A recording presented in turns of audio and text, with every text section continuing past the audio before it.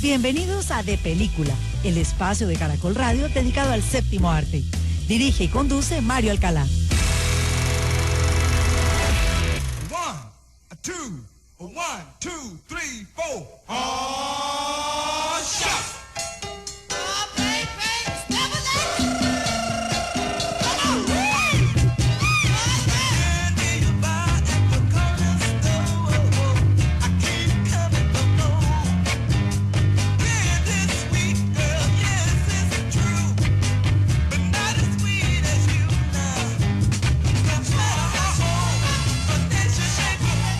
Un saludo muy especial a todos los oyentes de Caracol Radio en Colombia y en el exterior en este domingo 28 de abril de 2024.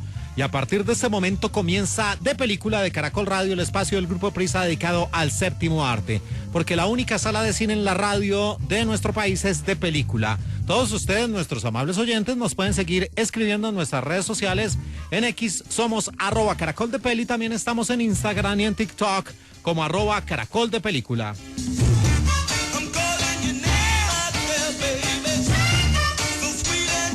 Un ritmo muy latino, navegando el funk y el soul, también algo de salsa, escuchamos a los Isonics, The Isonics, con esta rola titulada Sugar, azúcar, sí, como si fuera Celia Cruz, en esta muy buena canción de 1967, y que pertenece al soundtrack, a la banda sonora de una interesante película inspirada en hechos acerca de una mujer que luchó por los derechos de los afroamericanos en una época de la política de los Estados Unidos, con Shirley, disponible en la plataforma de Netflix. También estaremos hablando más de plataformas con Dogman, una película del gran Luc Besson, disponible en Prime Video, y hablaremos de lo que se presenta en el cine con 3 películas horrorosamente malas pertenecientes al horror y al terror. Una de ellas sí es lo más infame que se ha visto en años.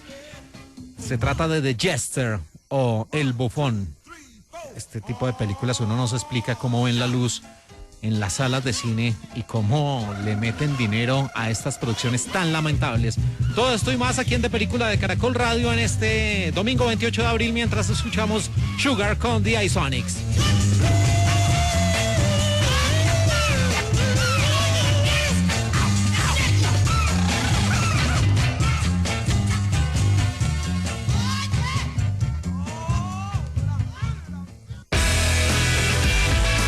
En De Película, el estreno. Pues les dije a las mujeres que si reunían lo suficiente, yo pondría mi nombre en la boleta. Me lanzaré para presidenta. ¿Presidenta? ¿Qué quieres que les digamos? Shirley, si contiendes, no vas a ganar. Estamos aquí en De Película de Caracol Radio en este domingo 28 de abril de 2024 y hablamos de las novedades tanto en la cartelera en los teatros como aquellas películas que están disponibles en las plataformas en el streaming. Y con estos sonidos en el español latino, cortesía de Netflix, hablamos de una interesante producción inspirada en hechos que navega los terrenos del drama y se convierte en la biografía cinematográfica de una mujer muy importante en la política y en la defensa de los derechos civiles de los afroamericanos en los Estados Unidos. De 1 hora 57 minutos, Shirley. Seguro es que no tiene suficientes fondos. Los puedo recaudar. ¿Con quién?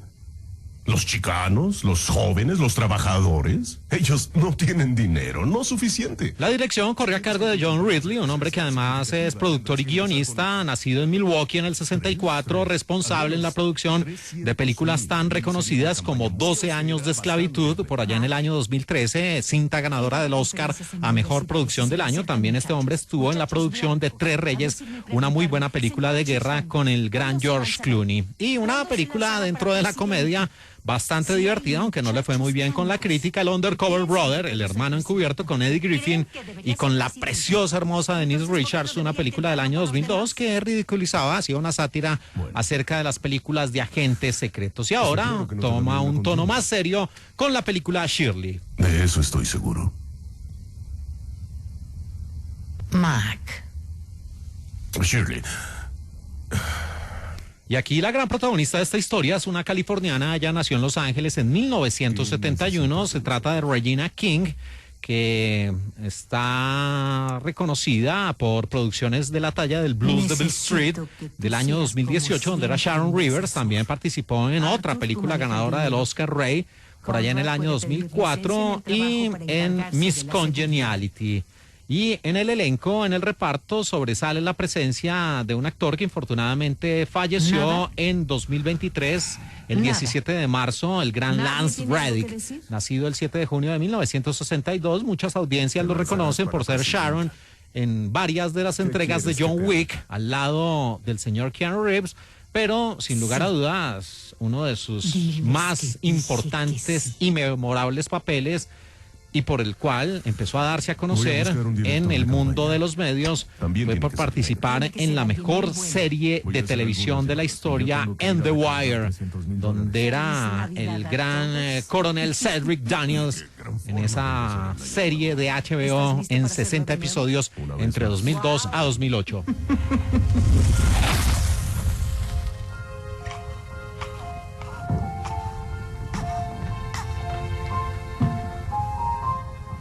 ¿Y tú? ¿Tú qué opinas? Ya es muy tarde para preguntármelo. Pero no demasiado.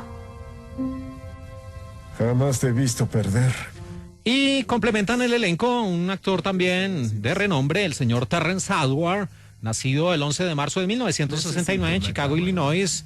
Este hombre lo vimos como Jay en Hustle and Flow, esa muy buena película del año 2005. También estuvo en Crash y fue el primer oficial de los Estados Unidos que trabajaba de la mano de Tony Stark en el Iron Man del año 2008, pero él después, por pedir un aumento salarial y por verse en inferioridad de condiciones, finalmente no participó en la segunda entrega, salió del universo cinematográfico de Marvel, y de ahí en adelante ha tenido pequeñas apariciones este gran actor Terrence Howard. Robert, ¿Cómo estás, señora Shirley? ¿cómo estás? Bueno, y como ustedes habrán podido notar, han nombrado varias veces a Shirley, pues se trata de Shirley Chisholm, una mujer cuyo nombre era Shirley Anita St. Hill Chisholm, nacida en Nueva York, en la Gran Manzana, el 30 de noviembre de 1924 y que falleció en la Florida, en los Estados Unidos, el 1 de enero de 2005. Política, educadora, también una escritora de la Unión Americana, que en 1968 se convirtió en la primera mujer afroamericana elegida para el Congreso de los Estados Unidos y representó al Distrito Congresional número 12 del Estado de Nueva York en la Cámara de Representantes durante 7 mandatos entre el 69 y 1983. Soy un representante. Tú fuiste el primero, Robert. Y ahí estaba hablando precisamente de ser los primeros en la política. Y precisamente aquí, dentro de los apartes, dentro de los varios discursos que dio, escuchamos a Shirley Chisholm, la de verdad, en 1972 durante una campaña. Americans all over are demanding a new sensibility, a new philosophy of government from Washington. Instead of sending spies to snoop on participants at Earth Day, I would welcome the efforts of concerned citizens of all ages. Sí, una mujer que no tenía pelos en la lengua, que decía que la política se manejaba de una forma excluyente y donde las minorías, especialmente los afroamericanos, no tenían las mismas garantías y la misma representación en el Congreso, y por eso empezó a darse a conocer e incluso, como lo muestra esta película, a tratar de obtener la nominación por parte de su partido para ser la presidenta de los Estados Unidos. La gente de este país, the people of this nation, decía en esta intervención Shirley Chisholm, la mujer que fue la primera persona afroamericana en tratar de ser candidata presidencial de uno de los grandes partidos de los Estados Unidos y la primera mujer, junto con Patsy Mink, en competir por la candidatura presidencial del Partido Demócrata. Fue elegida para formar parte del National Women's Hall of Fame en 1982. Además, en 2015 el presidente Barack Obama le concedió de manera póstuma la Medalla Presidencial de la Libertad. Ahí escuchábamos precisamente una de las intervenciones de el personaje de la vida real, Shirley Chisholm. Yo me voy a lanzar para presidenta. ¿De ¿De los Estados Unidos? Sí, no lo creen sus colegas, las personas que la rodeaban en estas movidas políticas. Y ya pasando a la historia que nos presenta este largometraje, pues es la biografía cinematográfica de un ícono, definitivamente un ícono dentro de la política, una pionera, una mujer que se convirtió en la primera congresista negra y la primera mujer presentada a unas elecciones presidenciales. Y la historia pues empieza a mostrarla a ella en un principio en una escena muy diciente, cómo se toman esas primeras fotografías acerca de ese nuevo Congreso que va a legislar en los Estados Unidos, y aparecen muchísimos hombres de color blanco, caucásicos, y ella apenas la primera mujer afroamericana. Y por supuesto empiezan a hacerle las cosas difíciles. La vieja escuela, la vieja guardia, le dicen que simplemente ella tiene que ocupar su puesto. Incluso un congresista de lo más odioso, de lo más nefasto, empieza a recordarle que ella se está ganando $42,500 al igual que él. Y todos los días le repiten la misma historia hasta que ella ya empieza a tener roces y le dice: óigame, sí, yo sé que me gano ese dinero, pero usted ¿por qué tiene que recordármelo? Más bien trabaje. De ahí en adelante ella trata de hacer sus movidas políticas y trata de, por los medios democráticos, poder tener la facultad de elaborar leyes que le ayuden a las personas de su raza y de los difíciles escenarios que tienen los afroamericanos en esa parte de la historia de los Estados Unidos a finales de los 60 y en algo de los 70. Y dentro de esas situaciones pues se ve cómo le hacen una movida política que la quieren poner allí como figura decorativa dentro de la agricultura de del distrito de Nueva York. Ella por supuesto empieza a dar la pelea, pero la pelea va más allá. No solo destacarse como congresista, sino también tratar de optar por ser la candidata del Partido Demócrata para las próximas elecciones en épocas de la presidencia de Richard Nixon. Mi posición y mi mensaje son muy simples. Trataré de devolverle la política al pueblo. Por supuesto, pero esta es una campaña nacional, así que...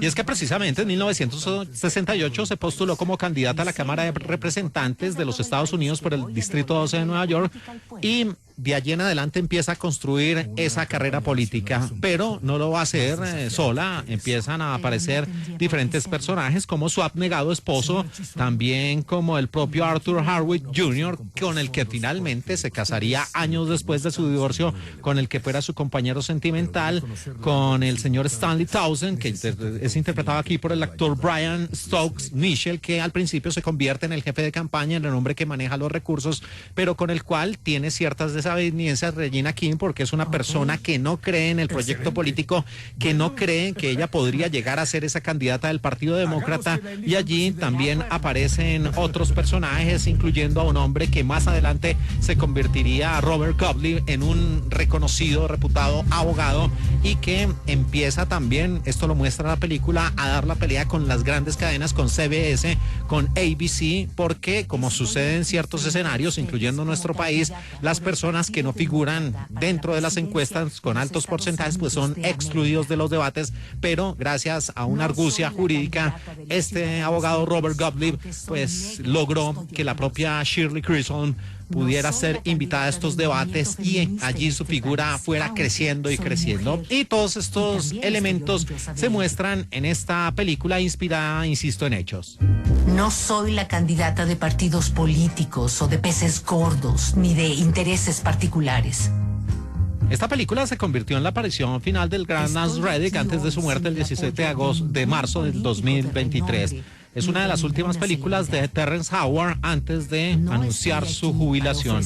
La compositora Tamar Kali compuso previamente otra película con el mismo título, Shirley, en 2020, sobre la novelista Shirley Jackson, también una biografía cinematográfica. Y ya era pues una historia que desde hace rato estaba en la carpeta de varios productores y directores, hasta que finalmente el señor John Ridley, con su propio guión, la llevó, y es una de las producciones que está presente en Netflix, ha recibido fuertes críticas. Insisto, es un acercamiento a una figura importante de la política, pero no deja o no se escapa de los lugares comunes de simplemente registrar los hechos, pero no apostarle más a tratar de interiorizar la figura del personaje, a conocer sus pensamientos, sino que simplemente va como llenando esos escenarios de decir, ella hizo esto, hizo aquello, hizo lo otro, pero no se aventura a meterse más en la psiquis del personaje, y por eso ha sido criticada, y con toda la razón, esta producción. Pero, pues, insisto, como un acercamiento a una figura que para muchas personas, incluyéndome, puede pasar desapercibida, resulta siendo interesante ver los logros que tuvo esta mujer a finales de los 60, a principios de los 70, dentro de la carrera política y a favor de los derechos afroamericanos, de los derechos civiles. Se trata de Shirley, disponible en Netflix. Que comparten esta visión, quienes han sido maltratados, abandonados, olvidados, ignorados o hechos a un lado, únanse a mí en este esfuerzo por reorganizar a la sociedad y poder recuperar nuestro destino. En De Película, el estreno. Además de que fumar es malo para la salud, debo recordarte que simplemente es ilegal fumar en la estación. ¿Le molesta? De hecho, no.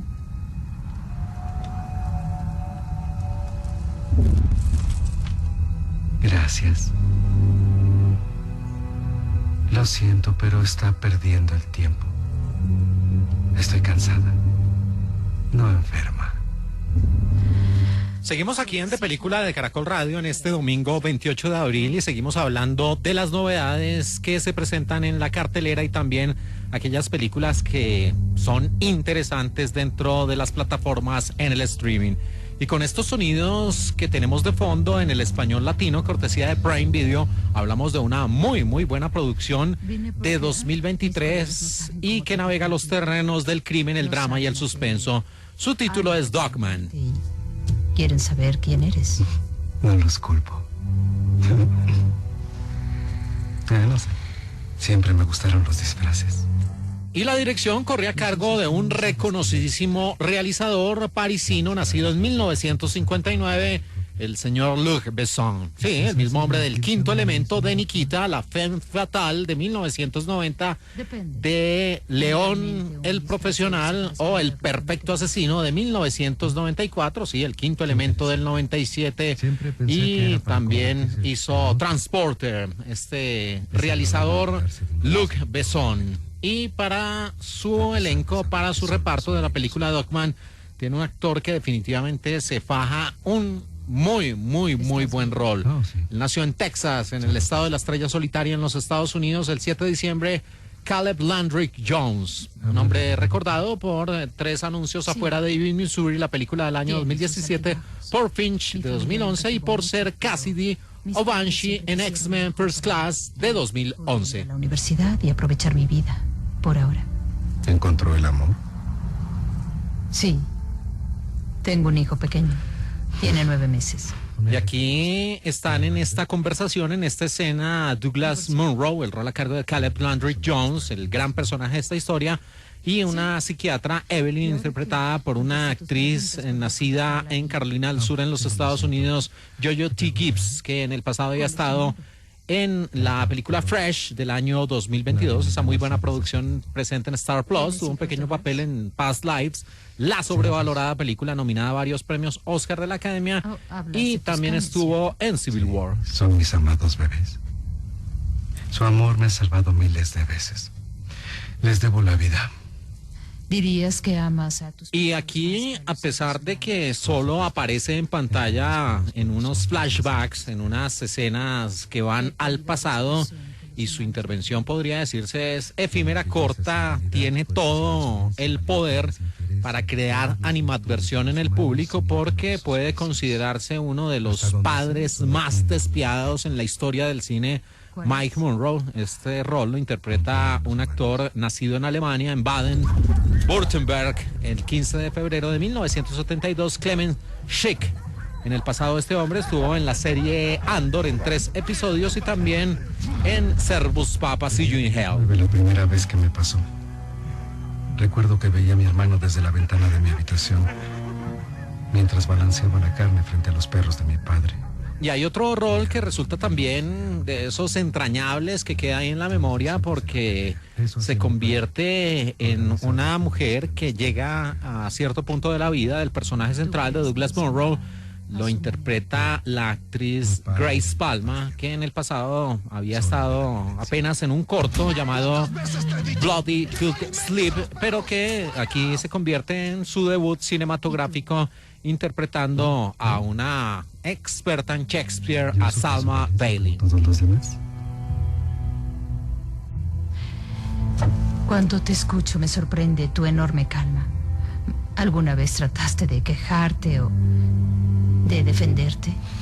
Y la historia tiene que ver con Douglas Munro, el rol a cargo de Caleb Landry Jones, un hombre que infortunadamente tuvo una infancia terrible, perturbadora, prácticamente vivía en un infierno porque su padre Mike Munro era un machista que simplemente solucionaba cualquier tipo de discusión o de problemas con los golpes, con la violencia.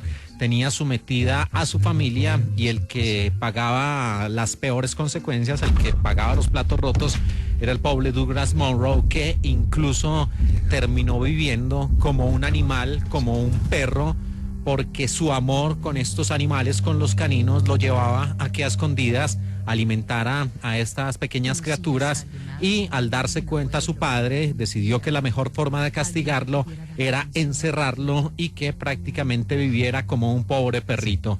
Pese a los ruegos de su madre, nunca logró que su padre cambiara o diera su brazo a torcer, y por eso prácticamente su infancia fue traumática y se convirtió en algo que lo iba a marcar para toda la vida. Tanto fueron las marcas que recibió Douglas por parte de su padre Mike Munro, que con ayuda de su maléfico, de su perverso hermano, que también pues era con la misma sangre, con la misma violencia de su padre Mike Munro, él, al darse cuenta que seguía alimentando a los perros y que su madre decidió abandonarlos antes de que cayeran en las garras de este demencial hombre, pues finalmente recibió un disparo a quemarropa. El propio padre disparó a su hijo y le causó prácticamente condenarlo a una silla de ruedas para el resto de su vida.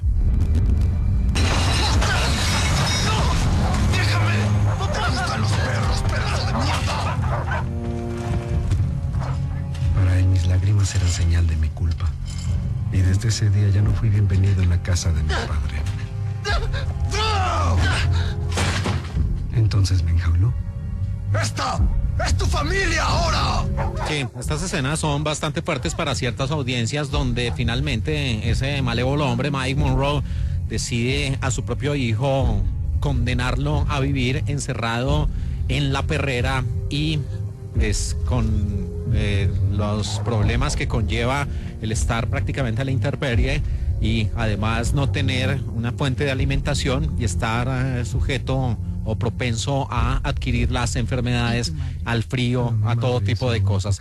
Ya finalmente la película empieza a contarse desde un flashback, desde una ida al pasado, donde el personaje de Douglas Munro conduce un camión, está repleto de perros, es atrapado por la policía y es llevado a una estación donde empieza a sostener esta conversación con una psiquiatra, con Evelyn, y allí empieza a contar, insisto, a manera de flashback, de vueltas al pasado, su historia, sus episodios más traumáticos, la manera como cuando prácticamente no tenía algún tipo de motivo por el cual vivir, los propios perros con los que convivió en medio de ese encierro lo sacaron adelante. Él de ahí adquirió ese objetivo de vida de cuidarlos a toda costa, se convirtió prácticamente en un guardián de los perros, y ante el corte de suministros por parte del gobierno local de no darle más dinero para esta guardería de perros donde habían cientos de criaturas, pues él finalmente se las arregló para vivir en una vieja casa, pero fue tanto su amor por los perros que incluso terminó amaestrándolos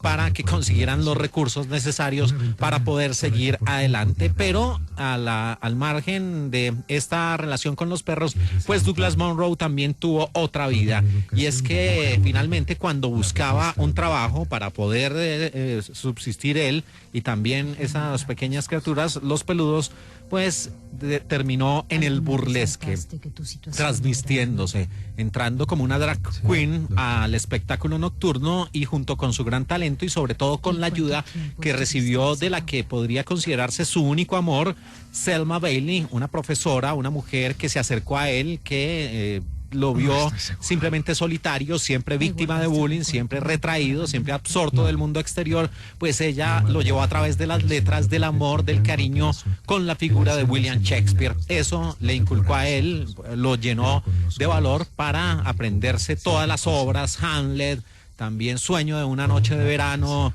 Romeo y Julieta, representarlas, y lo que le daría más adelante descubrir una vena artística que incluso la hizo a manera de burlesque, cantando temas vestido de mujer, incluso interpretando a Edith Piaf. ¿Qué tal el caso? Difícil. Hoy vi a su papá por el vecindario. ¿No estaba en rehabilitación?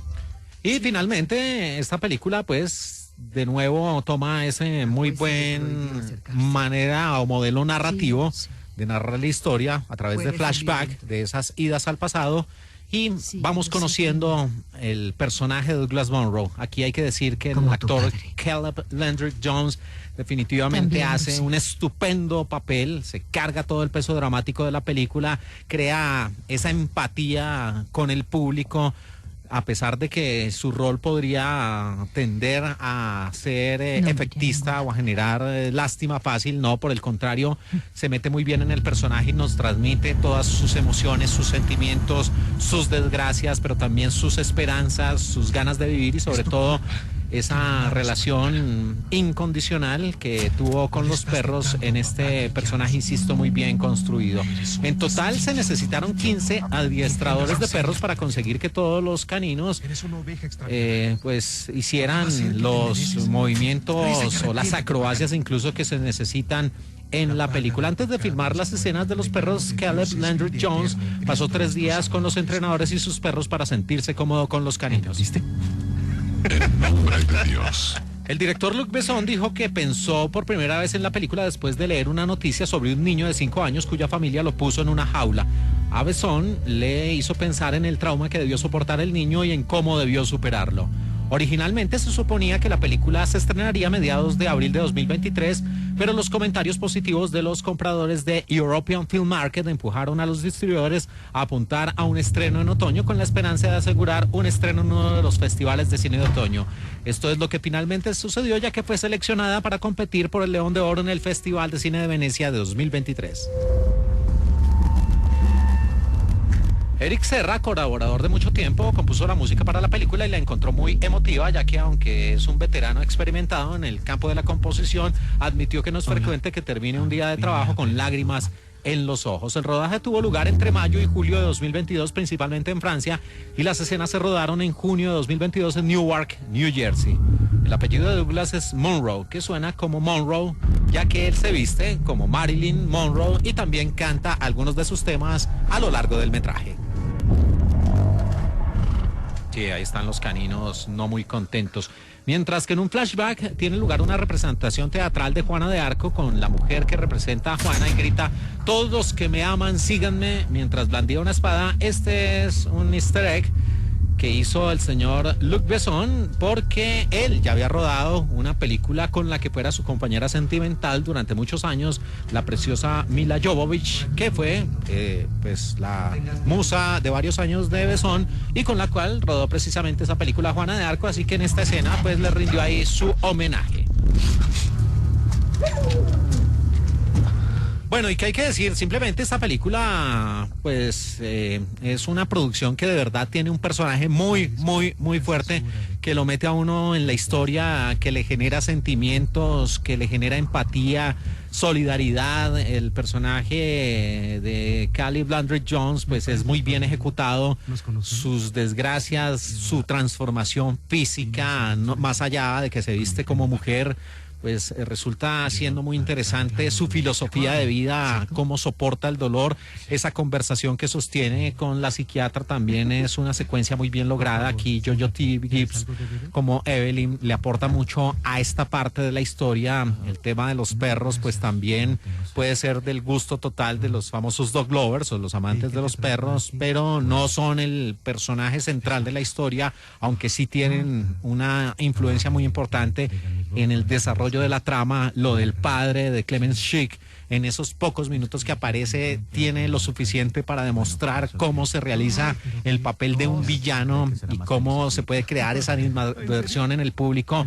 Salma Bailey, el rol a cargo de Grace de Palma, es ese tipo de personajes de mujeres que nos recuerda a esos amores que siempre hemos tenido y que nos dejan marcados, aunque aquí, pues, de una forma involuntaria termina rompiéndole el corazón al pobre Douglas Monroe y también marcándolo en esa desdichada vida. Así que Luc Besson ha vuelto por lo alto. Es una película que no ha recibido los comentarios o el reconocimiento que se merece, pero es una muy, muy interesante producción, y tenerla en una plataforma como Prime Video pues se convierte en una buena oferta y en una buena alternativa para pasar una tarde, noche de domingo como este 28 de abril. Súper, súper recomendada, de las buenas películas que nos deja el streaming por estos días. Se trata de Dogman, de Luc Besson.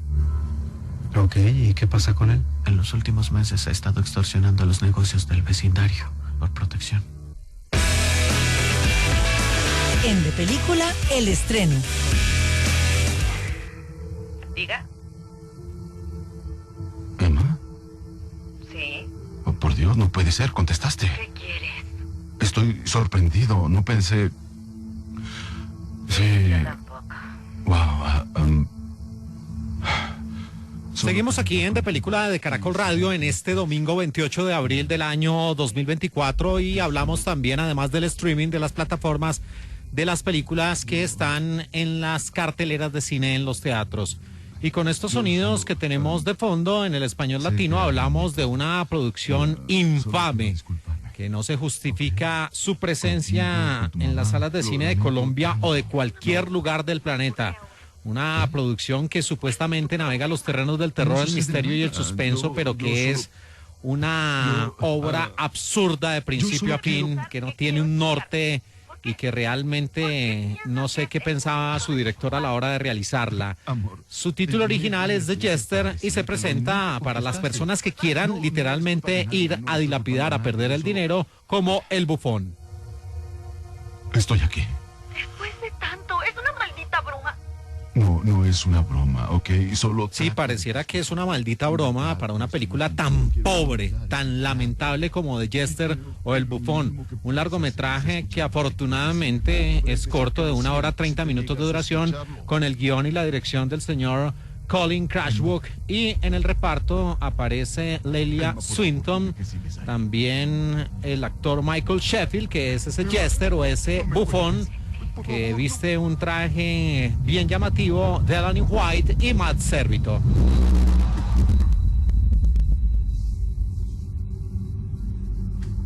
Sí, y es que ciertos realizadores creen, suponen que cuando se trata de cine slasher, de cine acerca de asesinos seriales, asesinos en serie, que van enmascarados y que tienen un distintivo, una vestimenta particular, pues ya de eso se trata el cine slasher, y no, va mucho más allá. Se trata de construir historias, de justificar escenarios. Y esta película simplemente apela a la figura que ustedes pueden ver en el póster de esta película, que es un personaje que viste un traje llamativo, un sastre de color naranja con una camisa negra, una corbata muy corta del mismo color naranja, y lleva un sombrero y una máscara horripilante, y de ahí en adelante pues la historia supuestamente lo que nos quiere contar es a dos hermanas que han estado distanciadas y que deben buscar la forma de limar asperezas, de zanjar diferencias para poder derrotar a esta figura malévola. Oh, no.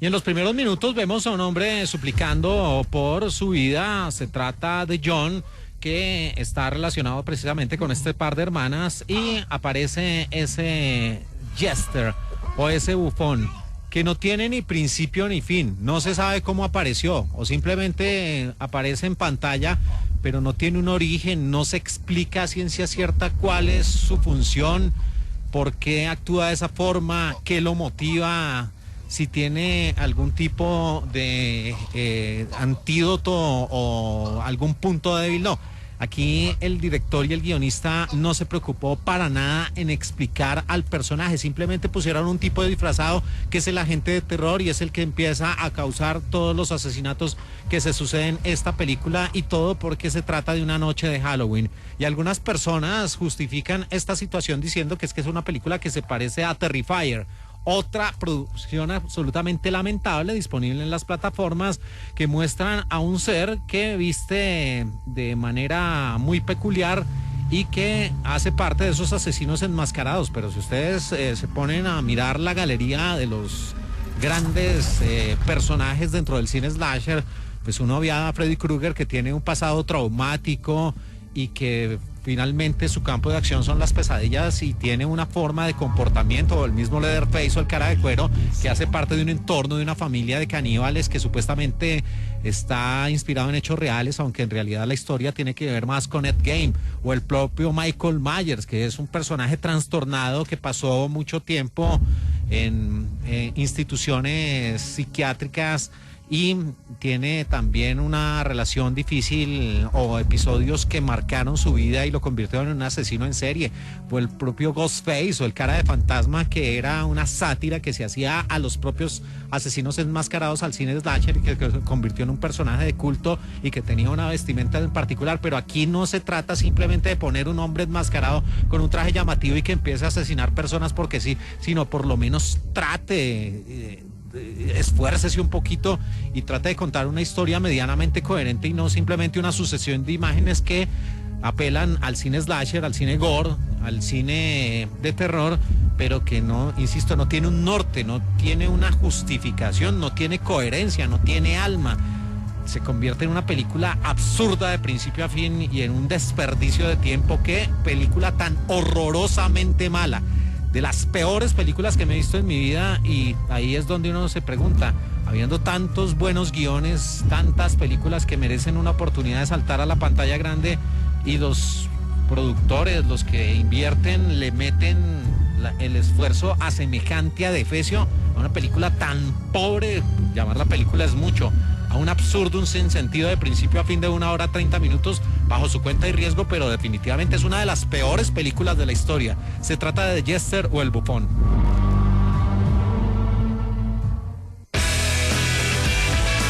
En De Película, el estreno. They look so happy. Wonder how long they've been together. Before you were born, that's for sure. Ellos se ven felices. ¿Cuánto tiempo llevarán juntos? Pues mucho tiempo, incluso antes de que tú nacieras. Esta es una conversación que se surte entre dos tripulantes, dos personas que hacen parte de la tripulación de un vuelo que está a punto de despegar. Seguimos aquí en De Película de Caracol Radio en este domingo 28 de abril de 2024 y seguimos hablando de los estrenos de la semana. Y dentro de la alternativa, de las alternativas que se presentan en la cartelera, aparece una producción que supuestamente navega los terrenos del drama, la aventura y la acción, que parece más un telefilme por su pobre diseño de producción, por su paupérrima dirección artística y por sus no efectos sino defectos visuales y especiales. Su título original es No Way Up, y ustedes la tienen en las salas de cine como Atrapados en lo Profundo. You're doing a great job. It's very instructive. Looks good with a mask too. Y ahí está el mismo integrante de la tripulación de este avión haciendo las maniobras características que hacen las azafatas cuando empiezan a mostrarle a las personas la manera en que deben reaccionar en caso de que el avión tenga alguna emergencia y cómo deben colocarse el cinturón de seguridad y también los chalecos salvavidas. Y el avión decoló. Sorry about giving you a hard time earlier. No worries. Lo siento por molestarte, le dice uno de los tripulantes de esta aeronave que hace parte de la película Atrapados en lo Profundo del director Claudio Fall. Y aquí en el reparto, bueno, este hombre es conocido en el pasado por una serie de televisión llamada Wilder. En 2022 estuvo al frente en 6 episodios. Y aquí el único rostro realmente reconocido de esta película es un dublinés, nacido en Irlanda en 1953. El 30 de mayo, el actor Colm Meaney, uno de esos rostros muy reconocidos, estuvo en Layer Cake, la película con Daniel Craig en el año 2004, en Con Air, Riesgo en el Aire, en Alerta Máxima, en Marlowe, en Furia, en Lady Betty. Sí, es un buen secundario y aquí no es la excepción, y es de esos pocos rostros reconocidos en el elenco, donde también están Will Attenborough, Sophie McIntosh y Grace Needle. There you go. Y ya pasando a la historia, nos hace recordar, nos trae a la memoria esas clásicas películas, especialmente en los años 70 y parte de los 80, tituladas Aeropuerto. Aeropuerto 77 era una de ellas y se mostraba simplemente esa situación donde un vuelo comercial está a punto de despegar. Y de ahí en adelante la película muestra diferentes escenarios, varios de ellos catastróficos, y donde el afán, esa persistencia en la supervivencia, pues hacían que los pasajeros empezaran a buscar la forma de vencer tanto a la naturaleza como al infortunio. Thank you. Do you still save the frogs to last? Yeah, they're my favorite.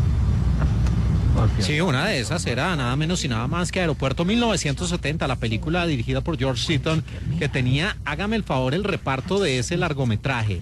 Burt Lancaster, Dean Martin, Jan Siebert, que se le hizo una biografía cinematográfica con Kristen Stewart, la hermosa, preciosa, única, inigualable, una de las mujeres más hermosas en toda la historia del cine, Jacqueline Bisset, el gran maestro George Kennedy, ganador del Oscar de la Academia, que estuvo con Hal Luke, y también en ¿Dónde está el policía?, Helen Hayes, Van Heflin, ganador del Oscar, Barry Nelson y Lloyd Nolan. Oh, eso es tremendo el elenco que tenía Aeropuerto. Y simplemente citamos esta película porque la historia de No Way Out, Atrapados en lo Profundo, es básicamente lo mismo. Aquí personas de distintas procedencias se encuentran en un aeropuerto, abordan esa nave, pero infortunadamente el avión se estrella, y aquí viene un escenario que resulta bien difícil de creer.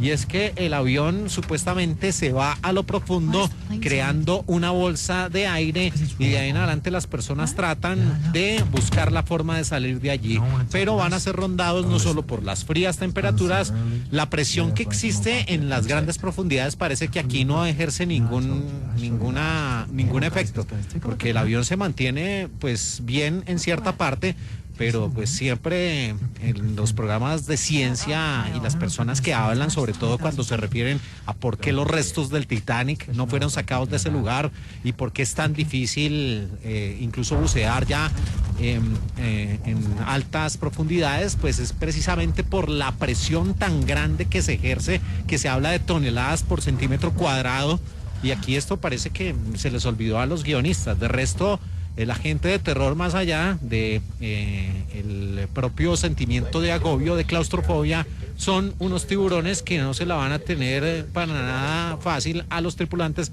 especialmente a Brandon, el rol a cargo de Colm Meaney.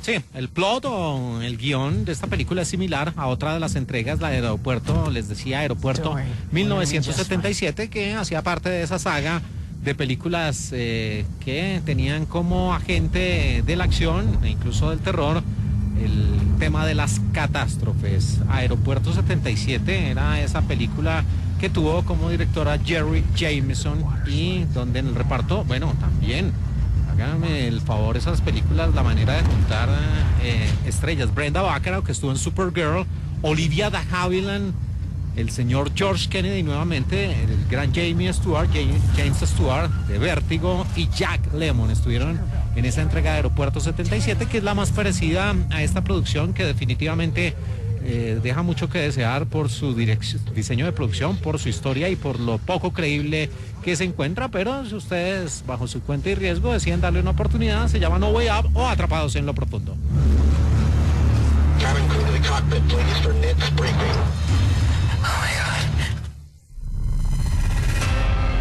Disfrutan de película el tráiler.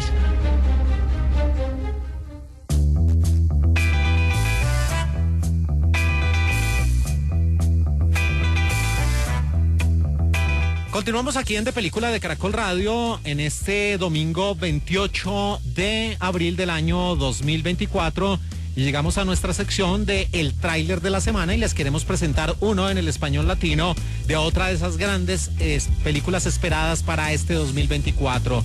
Un largometraje que en 2 horas 25 minutos de duración navegará los terrenos de la acción, la aventura y la ciencia ficción. Su título original, Kingdom of the Planet of the Apes, y ustedes la van a tener a partir del próximo jueves 9 de mayo como El Planeta de los Simios Nuevo Reino.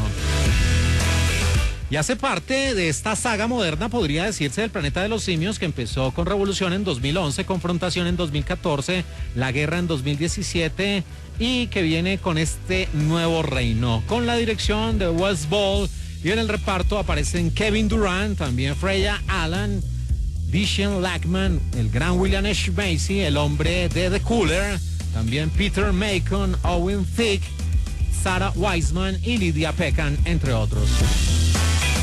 Y la historia muestra esta versión de Wes Ball que le da vida a la franquicia épica ambientada en un futuro después del reinado de César, en la que los simios son la especie dominante y donde uno de ellos va a descubrir que las cosas no son como se las han contado, y ahí podría darse una revuelta, una revolución, un nuevo reino. Es Kingdom of the Planet of the Apes o El Planeta de los Simios Nuevo Reino, estreno próximo jueves 9 de mayo, y aquí en De Película de Caracol Radio los dejamos con su tráiler en español latino.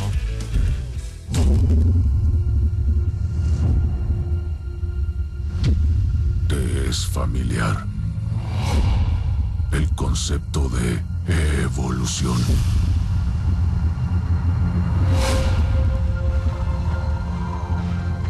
En su época, los humanos eran capaces de muchas cosas increíbles. Podían volar como vuelan las águilas. Podían hablar con océanos de por medio. Pero ahora es nuestro momento. Y es mi reino. Vamos a aprender. Los simios lo harán, yo aprenderé. Y yo conquistaré.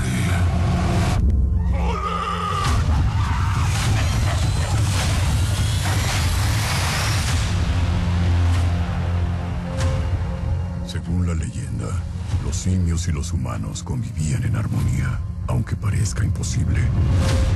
¿Por qué la están cazando? Es más lista que la mayoría. Los ancianos no nos dijeron todo sobre este mundo.